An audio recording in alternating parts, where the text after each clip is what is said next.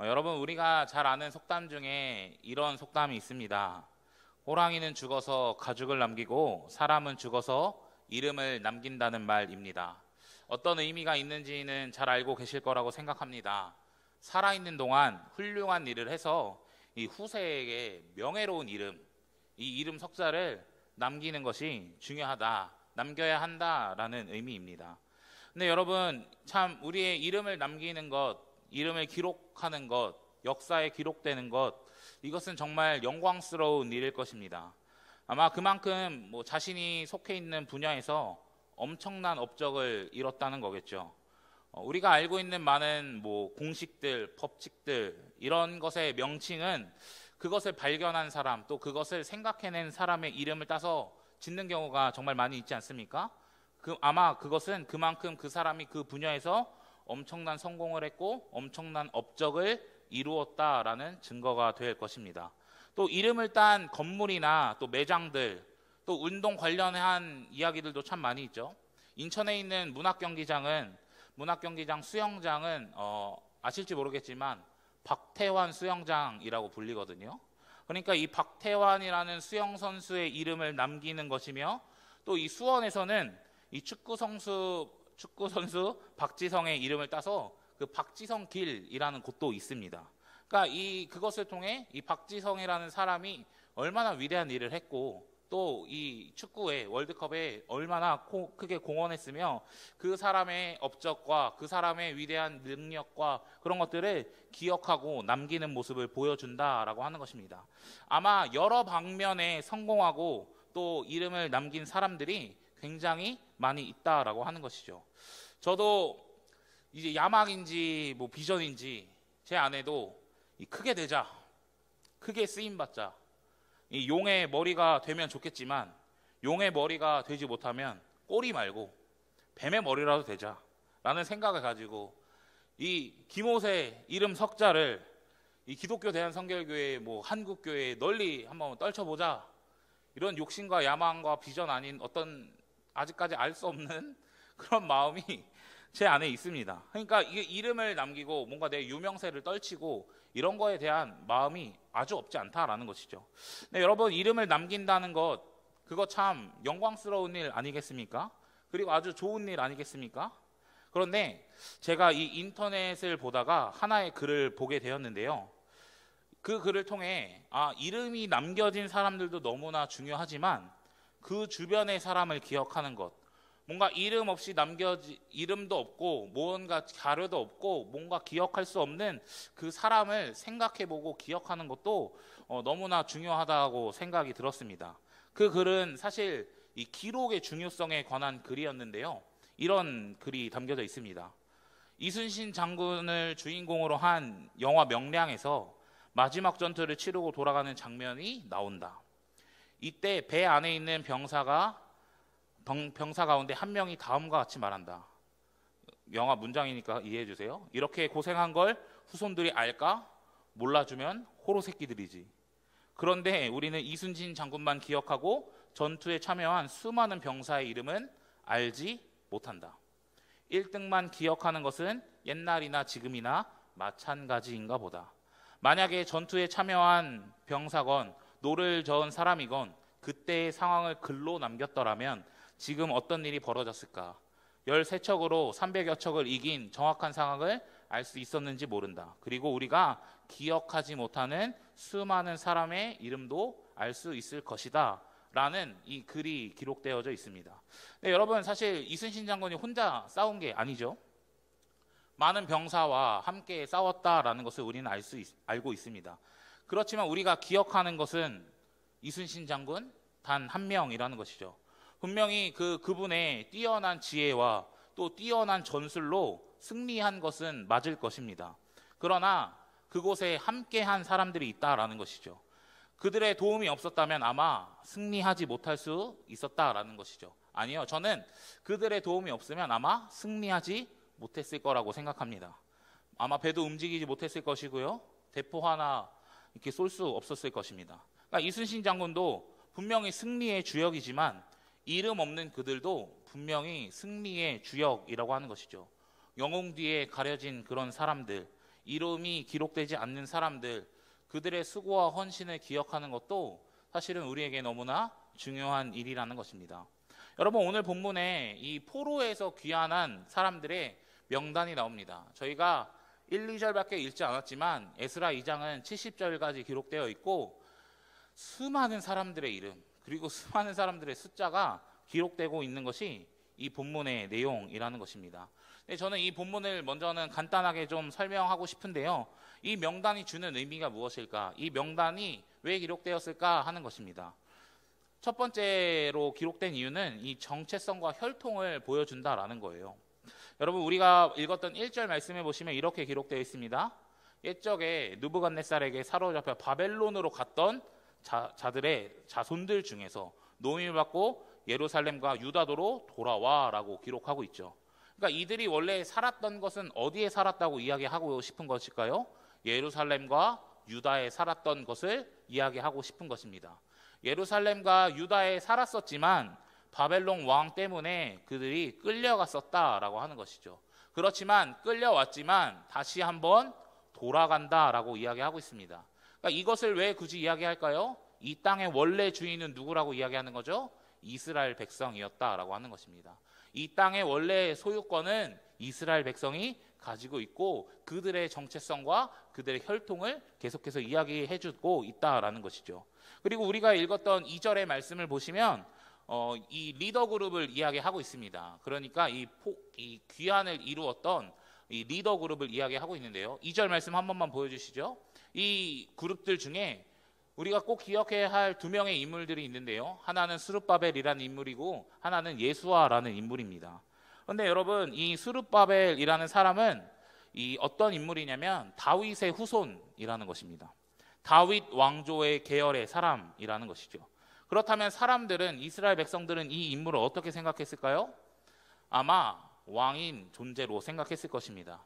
이 같은 포로 귀환의 사건을 다루고 있는 예언서 중에 학개와 스가랴라는 예언서가 있습니다. 그 예언서에는 이 스룹바벨이라는 인간을 어떻게 표현하냐면 원래는 총독이라고 표현해야 되거든요.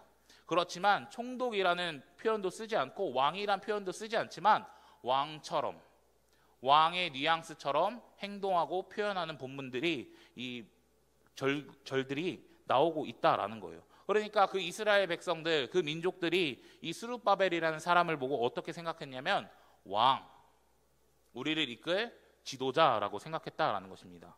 그러니까 사람들이 이 스룹바벨이라는 사람을 통해 과거의 다윗 때처럼 또 솔로몬 때처럼 이렇게 자신들의 빛나던 좀 왕국을 다시 한번 재현하기를 그런 기대하는 마음이 이 스룹바벨이라는 사람에게 있었다라는 것이죠. 그리고 우리가 이것을 통해 알 수 있는 것은 다윗 왕조의 계보가 이어나가고 있다.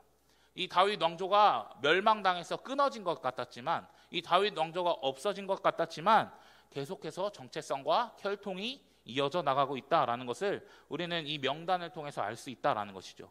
또 예수아라는 사람이 있습니다. 이 사람 대제사장인데 역대상에 나와 있는 족보로 거슬러 올라가다 보면 이 사람은 아론의 자손입니다. 아론은 모세의 형이죠. 그러니까 그 대제사장의 혈통을 순수하게 가지고 있다라는 것을 보여주고 있습니다. 그러니까 이 족보를 통해서, 이 명단을 통해서 계속해서 그 정체성과 이 혈통을 보여주고 있다라는 것이죠. 더 나아가 본문 35절까지의 이 내용 기록된 사람들도 가문이 확인된 사람, 그리고 지역 이름과 함께 나오는 명단을 이야기하고 있는데, 가문이 확인된 사람, 결국 또 혈통에 대한 이야기를 하는 것이고, 지역명도 결국 내가 그 자리에 살았던, 원래 나의 소유권이었던 그 이스라엘 민족이라는 정체성을 계속해서 보여주고 있다라는 것입니다. 그러니까 이 사람들은 계속해서 나는 이스라엘에 뿌리를 두고 있는, 이스라엘이라는 정체성을 가지고 있는 사람이라는 것을 이 명단을 통해 계속해서 보여주고 있다라는 것이죠. 그리고 2장 마지막쯤에는 이런 내용도 나옵니다. 족보를 알 수 없는 사람, 이 족보를 확인할 수 없는 사람이 나옵니다. 근데 이것도 굳이 기록한 이유가 무엇일까요? 혈통 관련의 문제라는 것입니다. 이 명단을 통해 굳이 말하고 싶은 것은 이스라엘의 자손, 이 혈통이 계속해서 이어져 나가고 있다. 계속해서 그 이스라엘이라는 민족과 뿌리가 이어져 나가고 있다라는 것을 이 명단을 통해서 보여주고 싶어 하는 것입니다. 두 번째는 이 명단을 통해서 예배에 대한 것을 이야기하고 있다라는 거예요. 여러분, 성전을 지으라는 이 고레스의 칙령에 의해 이 사람들이 바벨론에 있다가 다시 한번 이 유다 예루살렘 땅으로 돌아갑니다. 성전을 지으라는 의미는 단순히 건물만 지으라는 의미가 아니라 회복의 의미가 있다고 이야기했습니다. 성전의 회복은 예배의 회복이고 이것은 이스라엘 백성들에게 가장 중요했던 일이라는 것이죠. 왜일까요? 이스라엘 백성의 삶의 중심은 성전이 있었고 그 성전 안엔 예배가 있었기 때문에 그들의 삶의 중심의 모습이 성전과 예배였기 때문입니다. 근데 이 성전 관련된 이 명단을 보게 되면 제사장들, 그리고 숫자가 굉장히 적었지만 레위인들, 그리고 성전에서 일하는 자들, 그리고 문지기나 노래하는 자들, 그리고 느비딤 사람들이라고 불리는 자들까지 이 유다 땅으로 다시 한번 돌아오게 됩니다. 그런데 제가 좀 특별하게 봤으면 하는 것이 이 느디딤 사람들이라는 거예요. 본문 43절에 보면 이 느디딤 사람들에 대한 이야기를 하고 있습니다. 근데 이 사람들은 어떤 사람들이냐면 이 성전에서 허드렛 일을 하는 사람들이라는 거예요. 그러니까 완전 잡일을 하는 사람들이라는 것입니다. 근데 이 사람들의 독특한 점은 무엇이냐면 사실 이스라엘 백성이 아니라는 거예요. 이 사람들은 이스라엘 백성이 아니라는 것입니다. 가나안 땅에 살았던 기브온 족속이나 미디안 족속 등 이방인 전쟁 포로들 출신이라는 것이죠. 근데 이 사람들이 여호수아서의 이 전쟁 당시 이런 계약된 체결 조항들이 있습니다. 그래서 평생 이스라엘과 뭔가 동반자처럼 살아가는 그런 인생으로 바뀌었어요. 그러면서 이 느디딤 사람들의 이 성전에서 막노동하는 일들이 시작되었던 거거든요. 그런데 여러분, 사실 이스라엘이라는 나라가 멸망했잖아요. 나라가 망하고 포로로 다 끌려간 상황에서 사실 이 계약이 어떤 의미가 있을까요? 사실 파기해도 아무 말 할 수 없는 것 아니겠습니까? 왜냐하면 나라가 사라졌기 때문에 계약조차 의미가 없는 것 아니겠습니까? 그런데 이스라엘의 상황에 이스라엘이 끌려오는 상황에서 끌려가는 건 이해할 수 있어요. 그런데 돌아올 때도 같이 돌아온다라고 하는 것입니다. 여러분, 바벨론에서 편하게 잘 먹고 잘 살 수 있었는데 그걸 마다하고 예루살렘으로 돌아온다라는 거예요. 왜 그랬을까? 그 사람들이 왜 돌아왔을까 생각해 보면 그 사람들 안에 이 성전과 예배에 대한 중요성을 알기 때문에 그런 것 같습니다. 그러니 성전을 위해, 예배를 위해 헌신을 감당한다라는 것이죠. 굳이 돌아오지 않아도 되지만, 굳이 나랑 전혀 상관없는 민족과 그리고 나랑 전혀 상관없는 이 성전이지만 그들이 예배를 알았기 때문에, 그리고 성전의 중요함을 알았기 때문에 다시 한번 돌아가는 것을 결단했고 그 잡일들을 묵묵히 감당한다라는 것이죠. 그래서 제사장, 레위인, 노래하는 사람, 성전문을 지키는 사람, 느비딤 사람들 다 같은 마음 아니겠습니까? 성전을 위해, 예배를 위해 헌신하는 모습을 우리는 묵상해 볼 수 있다라는 거예요. 세 번째는 계속해서 하나님은 하나님의 언약을 이루고 계신다라는 것입니다. 사실 첫 번째 이야기했던 것과 좀 같은 맥락이에요. 계속해서 다윗의 후손, 다윗의 혈통, 이 정체성이라는 것을 보여주고 있고, 하나님께서는 다윗에게 이 사무엘 하 말씀을 통해서 이스라엘의 집을 영원하게 견고하게 하겠다, 너의 집을 영원히 견고하게 하겠다라고 말씀하십니다. 그래서 사실 인간적인 입장으로 볼 때 이 나라는 이미 한번 망했습니다. 그러면 하나님의 언약이 무언가 파기된 것처럼 보여요. 하나님은 분명히 다윗의 자손을 통해 그 나라가 영원히 견고하게 하겠다고 하셨는데, 분명히 승승장구할 수 있게 하신다고 하셨는데 망했잖아요. 그러니 실망할 수 있고 하나님에 대한 기대감이 사라질 수도 있지만 하나님은 여전히 일하시고 계시고 하나님은 여전히 선하셔서 그 다윗 왕조를 계속해서 이어간다라고 하는 것이죠. 아까 그 다윗 왕조의 인물이 누구였습니까? 그 스룹바벨이라는 사람을 통해 계속해서 그 하나님의 언약을 신실하게 이행하고 계신다라는 것을 알 수 있습니다. 여러분, 에스라서를 관통하는 주제가 하나 있습니다. 그것이 무엇이냐면 하나님의 계획과 섭리와 도우심이라는 거예요. 이 에스라서 전체에는 이 하나님의 섭리와 계획과 도우심이 있습니다. 여러분, 바벨론이라는 나라가 망하고 페르시아라는 나라가 나타나는 것 우연일까요? 믿는 사람은 우연으로 보면 안 되겠죠. 왜냐하면 하나님이 하신 일이니까 그렇습니다. 여러분, 고레스의 마음을 감동시키셔서 그 고레스 칙령을 명하시는 것, 너네 땅으로 돌아가서 성전을 지으라는 그 당시 아주 파격적인 그 명령을 내릴 수 있었던 것도 고레스의 자발적인 마음일까요? 아니요. 하나님의 도우심과 섭리와 계획이 있었다라는 것입니다. 그리고 뭔가 보이지 않지만 하나님은 여전히 일하시고 계셨고 그분의 계획을 이루어 나갔다라는 것입니다. 그런 절망적인 현실에서도 고레스 칙령을 통해 그들이 유다 땅으로 돌아오는 것을 통하여 하나님은 여전히 신실하게 역사하고 계시고 여전히 그 언약을 이루고 계신다라는 것을 우리는 또 한 가지 묵상해 볼 수 있다라는 것입니다. 마지막으로 네 번째입니다.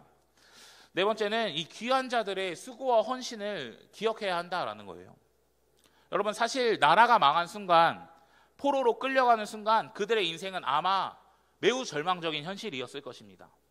그 당시에는 아주 절망적이었을지 모르지만 바벨론 땅에 몇십 년 살던 그 사람들은 바벨론의 문화와 문명을 누리면서 살아갔어요. 그런데 바벨론은 그 당시 최강국이었고 모든 문화, 모든 문명의 중심지였습니다. 그러니까 가장 좋은 혜택을 누릴 수 있었고 가장 좋은 것을 누리면서 살아갈 수 있었던 것이 그들의 상황이었습니다. 그리고 포로라는 이름으로 끌려갔지만 그들에게 자유도 있었고 어느 정도의 생활권도 보장이 되었습니다. 가서 막노동을 하는 것이 아니라 평소에 살아갔던 것처럼 일반적인 삶을 살아갈 수 있었다라고 하는 거예요. 그러니 그들의 삶에 자신의 집도 짓고 자신의 가정도 짓고 얼마나 안정적인 생활을 해왔겠습니까? 그런데 그들이 돌아온다라는 거예요. 그렇다고 이 돌아온다고 해서 이 유다 땅에 좋은 집이 있습니까? 뭐 좋은 음식이 있습니까? 성전이 내가 가자마자 뚱땅 있습니까?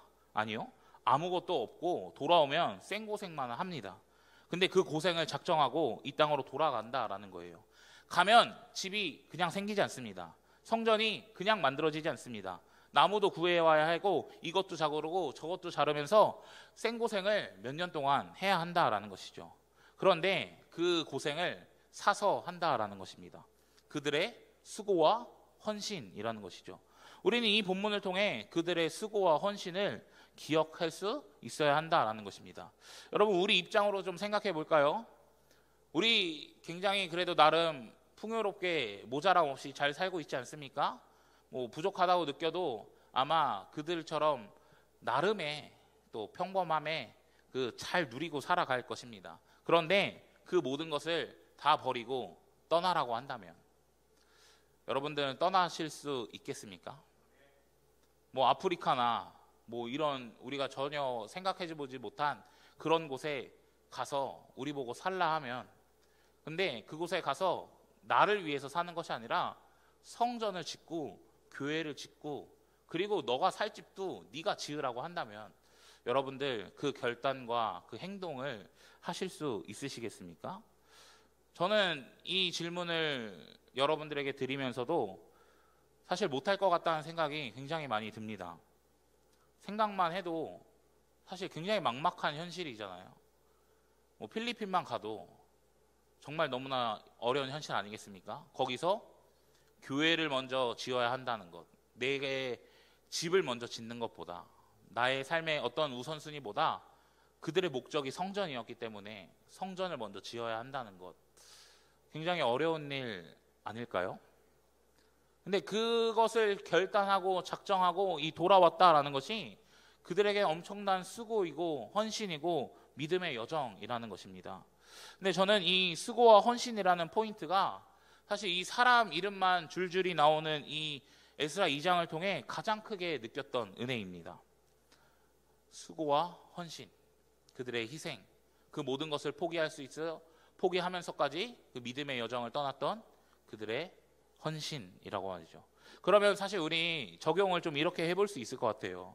그럼 우리도 그들처럼 이 교회를 위해, 하나님 나라를 위해, 또 우리가 속한 가정과 공동체가 다시 한번 세워지고 회복되고 온전히 부흥될 수 있도록 여러분 우리가 수고와 헌신을 하는 사람이 됩시다. 그리고 이들처럼 이름을 남기는 사람이 됩시다 라고 적용해 볼 수도 있을 것 같습니다.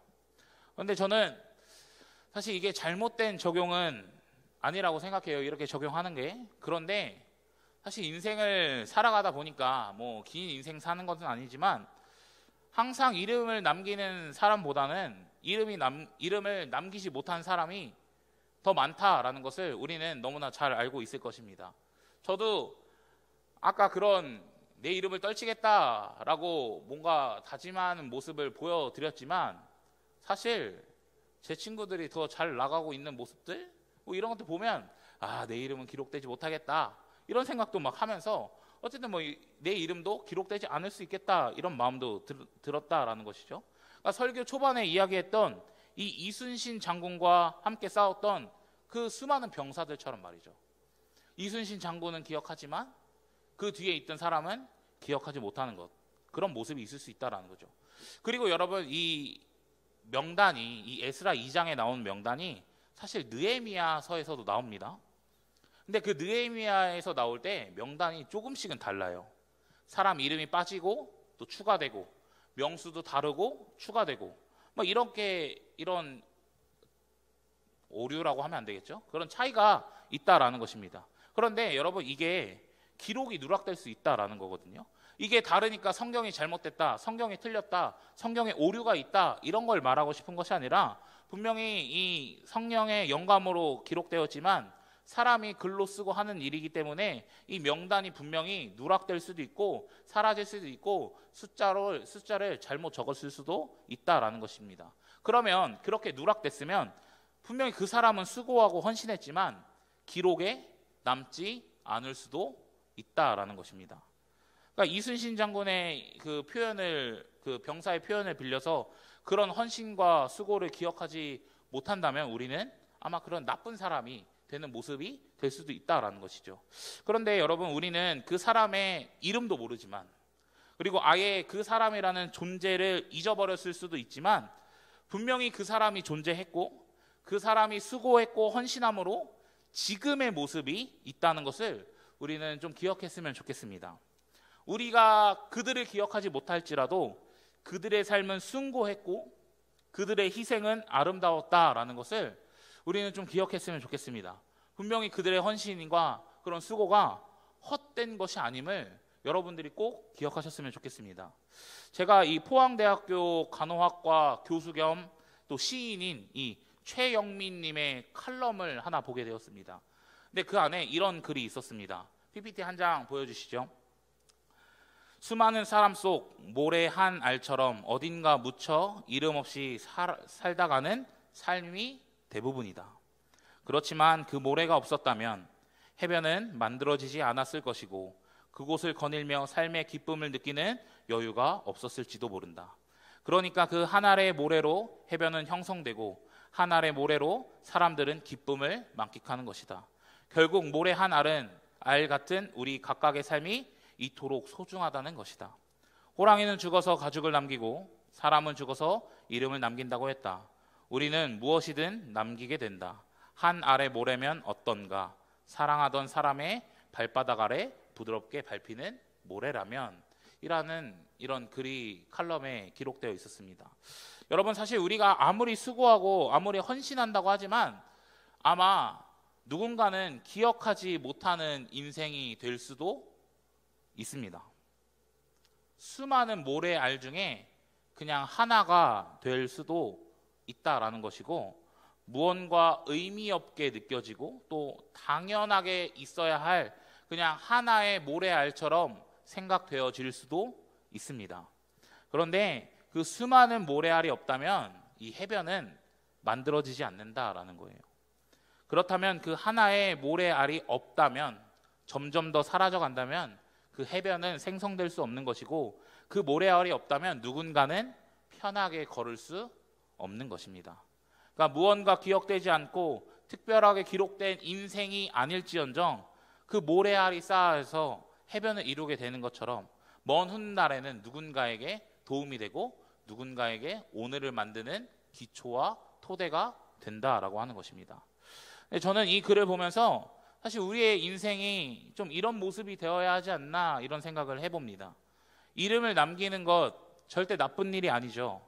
좋은 일입니다. 남길 수 있으면 여러분들 꼭 남기십시오. 그리고 그 이름을 통해 하나님의 영광을 꼭 드러내는 우리 청년들이 되었으면 좋겠습니다.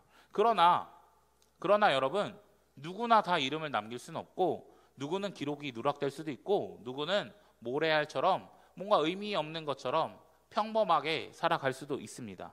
그러니 그것을 통해 우리의 수고와 헌신이 기억되지 않을지라도, 무언가 의미 없는 것처럼 느낄지라도, 그리고 바보 같고 손해 같은 일이라고 여길지라도 분명히 여러분들이 했던, 그리고 여러분들이 살아왔던 인생의 헌신과 수고는 분명히 의미 있는 헌신과 수고라는 것을 꼭 기억했으면 좋겠습니다. 우리가 지금 교회를 위해 헌신하고 또 하나님 나라를 위해 헌신하며 지금 예배를 드리는 것도 여러분들의 수고와 헌신일 텐데, 이 헌신이 누군가에겐 기억되지 않더라도 쌓이고 쌓이다 보면 내 때는 아닐지라도, 지금 당장은 아닐지라도 다시 한번 하나님의 나라가 세워져 가는 그런 놀라운 은혜와 역사, 다시 한번 이 공동체 안에 부흥과 회복이 온전히 경험하게 되는 그 놀라운 역사, 지금보다 더 큰 하나님의 축복을 경험하게 되는 그 놀라운 은혜를 경험하게 될 수도 있다라는 것입니다. 여러분, 저는 이 성경에 이름 한번 등장하지 않지만 그의 헌신과 수고로 인해 엄청나게 큰 놀라운 일을 행한 사람이 있다고 봅니다. 여러분, 우리 예수님의 탄생 이야기를 잘 알고 있죠? 우리가 주일학교 때 많이 들었던 이야기는 무엇입니까? 예수님이 마구간에서 태어나셨습니다 라는 이야기를 많이 듣습니다. 그런데 사실 우리가 생각하는 그런 마구간은 아니라는 거예요. 그 마구간이 이스라엘의 문화 또 그 당시의 상황을 보게 되면 일반적인 집은요, 이 집 안에 가축이 살고 있는 그 마구간이 함께 되어 있고요, 그리고 안방과 게스트룸이라고 표현할게요. 게스트룸이 있습니다. 그런데 계속 손님이 없다 하잖아요, 그 안에서. 근데 그게 여관을 찾아간 게 아니라 그냥 일반 사람들의 집에 찾아간 거거든요.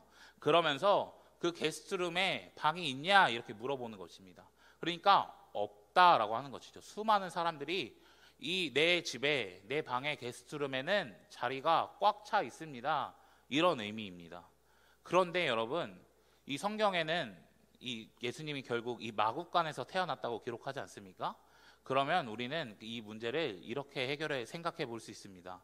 누군가가 자신의 집에 예수님을 초대했고 자신의 안방에 예수님을 모셨다라고 하는 것이죠. 왜냐하면 안방 옆엔 바로 마구간이 있었기 때문입니다.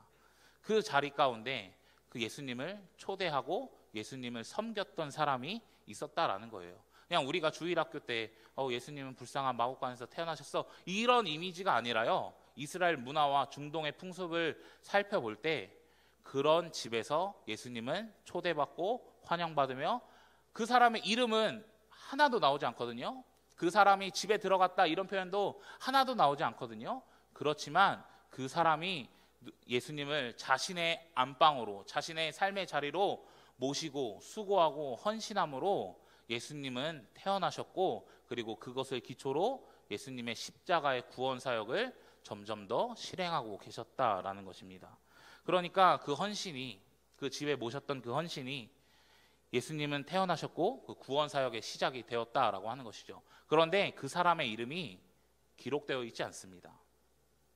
그 사람의 이름은 기록되어 있지 않아요. 저는 성경에 그 어떤 사람보다 사실 중요한 인물이라고 보거든요. 그런데 그 사람의 이름은 기록되어 있지 않습니다. 이름모를 누군가는 예수님의 탄생하는 그 시기에 자신의 안방을 내어주는 헌신, 자신의 집을 내어주는 그 헌신과 수고로 예수님을 섬겼다라는 것입니다. 여러분, 우리의 인생도 좀 이런 인생이 되었으면 좋겠습니다. 이름이 남지 않을 수 있습니다. 우리의 헌신과 수고가 기억되지 않을 수 있습니다. 누군가는 몰라줄 수 있습니다. 그러나 그 인생이 하나님을 섬기는데 쓰임받았던 인생이라면 의미 있는 인생 아닐까요? 찬송가 323장, 우리가 잘 아는 이 푸른바다 나선 이 몸이라는 이 찬송가 가사에 이런 가사가 있습니다. 이름 없이 빛도 없이 감사하며 섬기리다. 이름 없이 빛도 없이 감사하며 섬기리다 라고 말이죠. 그런데 여러분, 이름이 없다고 그 헌신과 그들의 노력과 수고가 의미가 없는 것일까요? 아니요. 이미 그들의 헌신과 수고로 인해 어떠한 결과물이 만들어져 있고 그것 때문에 우리가 지금을 살아갈 수 있다라고 하는 것입니다. 그 헌신이 결코 헛된 것이 아니라는 거예요. 그러니 여러분, 우리가 속한 곳에서 수고와 헌신으로 좀 우리의 최선을 다하며 살아가는 우리의 인생이 되었으면 좋겠습니다. 먼저는 교회에서 좀 그랬으면 좋겠어요. 분명히 여러분들이 이 예배의 자리를 지키는 것, 그리고 여러분들이 사역하고 봉사하는 그 모든 것 수고와 헌신입니다. 저는 이것이 너무나 귀하다고 생각해요. 그러나 사람에게는 기록되지 않을지언정 하나님께는 기록되어 있을 수 있고, 사람은 기억하지 못하지만 하나님은 기억할 수 있다라는 것입니다. 그러니 우리는 그것을 좀 기억하시면서 정말 우리가 이름 없이 빚도 없이 좀 섬기며 헌신하며 나아가는 우리의 인생이 되었으면 좋겠습니다. 그리고 여러분들 가정에서도, 그리고 여러분들이 속한 회사나 직장이나 학교나 그 어느 공동체에서도 수고와 헌신을 감당하는 사람이 되셨으면 좋겠습니다. 그 여러분들의 수고와 헌신으로 인해 당장의 변화는 보이지 않을지언정, 당장의 눈에 보이는 무언가 회복은 보이지 않을지언정 여러분들이 그 토대를 쌓아가고 있다라는 것을, 그리고 먼 훗날에 그 모래알이, 수많은 모래알이 모여서 해변을 만들듯이 그 하나의 모래알이 되어줄 수 있는 우리의 인생이 되었으면 좋겠습니다. 그래서 수고하며 헌신하는 우리 청년 공동체가 되었으면 좋겠습니다. 그래서 그것을 꼭 기억했으면 좋겠습니다. 내가 쓰임 받았다는 것이 사람은 기억하지는 못할지언정 분명히 하나님께서는 기억하시고, 또 내가 쓰임 받았던 것 그 자체에 의미를 두시면서 살아가는 우리의 인생이 되었으면 좋겠습니다. 수고하면서 헌신합시다. 수고하면서 하나님 나라를 위해 나아갑시다. 여러분들의 가정과 여러분들의 학교와 여러분들이 속한 공동체에서 수고와 헌신으로 인해 다시 한번 살아나고, 다시 한번 회복되고, 다시 한번 부흥이 일어나는 그런 마중물로 여러분들이 사용되시기를 예수님의 이름으로 간절히 축복합니다.